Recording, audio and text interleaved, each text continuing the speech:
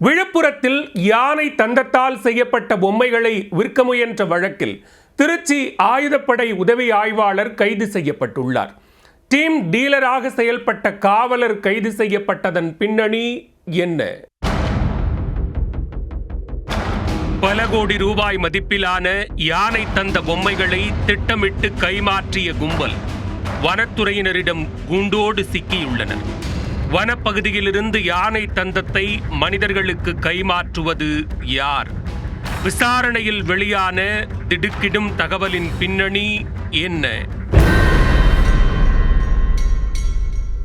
விழுப்புரத்தில் கடந்த மாதம் 14ஆம் தேதி தனியார் விடுதியில் சிலர் தங்கி யானை தந்தத்தால் செய்யப்பட்ட பொம்மைகளை விற்க இருப்பதாக வனத்துறையினருக்கு ரகசிய தகவல் கிடைத்தது. 10 லட்சம் ரூபாய்க்கு பேரம் பேசி யானை தந்த பொம்மைகளை கைமாற்ற இருந்த கும்பல் குறித்த சில துப்பும் கிடைத்தது. உடனே அலர்ட்டான வனத்துறையினர் உயர் அதிகாரிகளுக்கு அலர்ட் விடுத்து சம்பந்தப்பட்ட விடுதியை சுற்றி வளைத்தனர். அறையில் அளவுக்கு அதிகமான ஆட்கள் நடமாட்டம் இருப்பதை உணர்ந்த வனத்துறையினர் அதிரடியாக உள்ளே நுழைந்து அலசியதில் ஈஸ்வரி, கருப்பசாமி, முகமது ஜியாதீன் உள்ளிட்ட 12 பேரை கைது செய்தனர். அவர்களிடமிருந்து விலை உயர்ந்த யானை தந்தத்தால் செய்யப்பட்ட அலங்கார பொம்மைகளை அதிகாரிகள் கைப்பற்றினர். இதனையடுத்து கைதானவர்களை ரகசியமாக வைத்து விசாரித்ததில் திருச்சி ஆயுதப்படை உதவி ஆய்வாளர் மணிவண்ணனுக்கும் இந்த குற்றச்செயலில் தொடர்பு இருப்பது தெரிய வந்தது.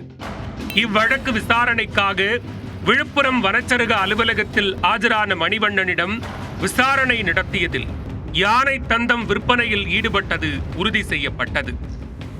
இதனையடுத்து தற்காலிக பணியிடை நீக்கம் செய்யப்பட்ட மணிவண்ணனை கைது செய்து விழுப்புரம் நீதிமன்றத்தில் ஆஜர்படுத்தி செஞ்சி சிறையில் அடைத்தனர்.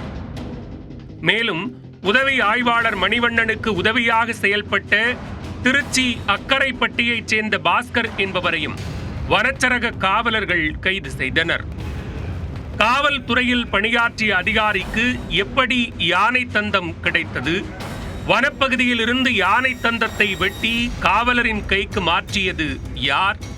அந்த யானை தந்தத்தை அலங்கார பொருட்களாக தயாரித்து கொடுத்தது யார் என்பது உள்ளிட்ட கோணங்களில் வனத்துறையினர் விசாரணை மேற்கொண்டு வருகின்றனர்.